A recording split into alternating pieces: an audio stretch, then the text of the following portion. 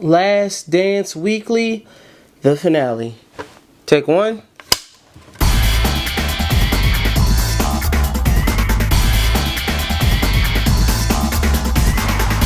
Welcome and hello again, all you wonderful sports fans. This is your host, Joel Best, and we are here with the finale of Last Dance Weekly. I know it's been one incredible journey following Jordan and the 98 season team of the Chicago Bulls. Such a great documentary series. Probably, in my opinion, one of the best documentary series that we've seen in quite a long time. Definitely should go up for some awards. But enough chat about that. Let's talk basketball with the Bulls. How about that Indiana Pacers arena? Somewhere through the documentary, I had gotten confused because I didn't know if I was watching a basketball game or a Klan rally. You have to imagine if Mike and the Bulls were able to cinch that slight tinge of racism in the air.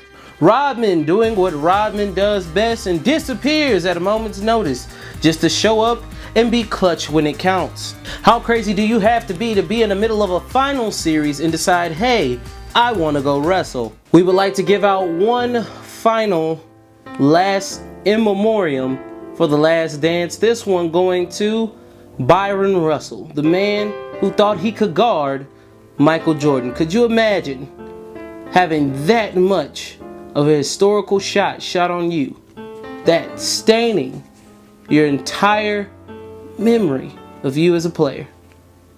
R.I.P. Rest in power. Alright, but let's move on. Scottie's spine barely able to make it after struggling to get through Game 6 of that 98 finals against the Utah Jazz.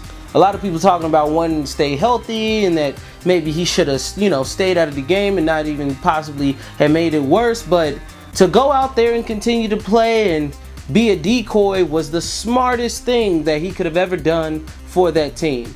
Shout outs to Scottie. One of the biggest questions I have after the series is, what in the world are we going to call the Air Jordan 12 Retros? Because you can't call them the flu games anymore, as it turns out Michael Jordan had food poisoning that entire game from some bad pizza.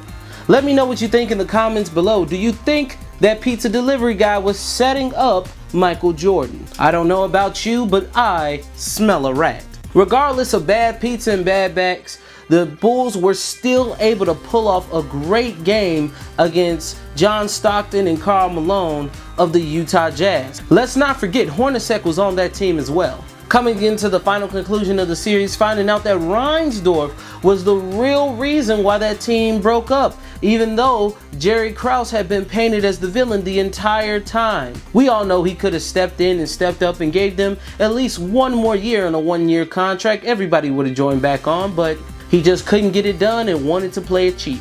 Jordan the poet?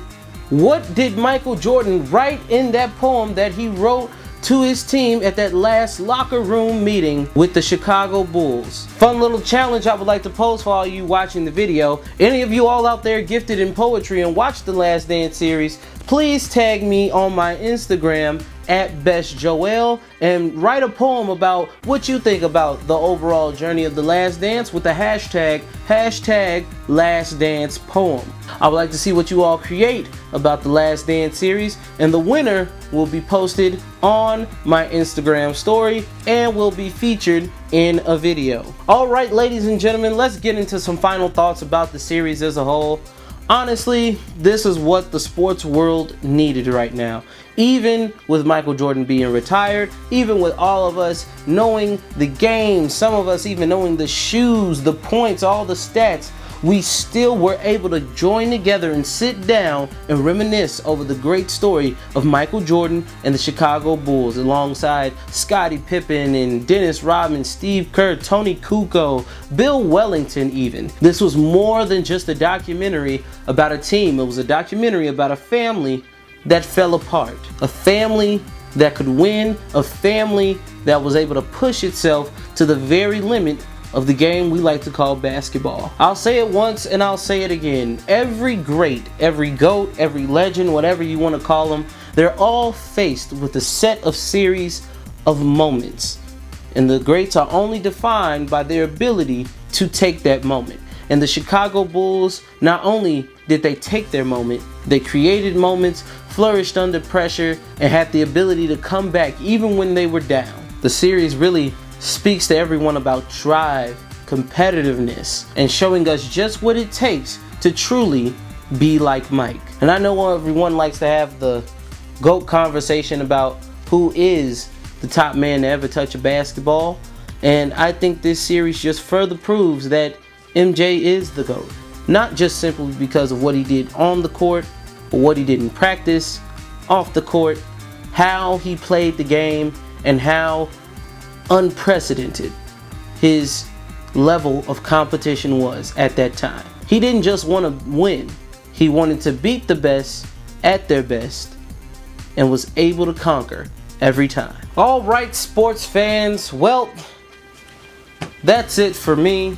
This has been a wonderful, wonderful journey for you all. Thank you all so much for supporting the series and supporting me on this journey. If you would like to see me come back and give even more sports commentaries, please comment below on some of the teams, games, or even documentaries that you would like to see me talk about and give my thoughts and opinions and overall break down the game. All right, this is Joel Best signing off for the last time, saying play tight.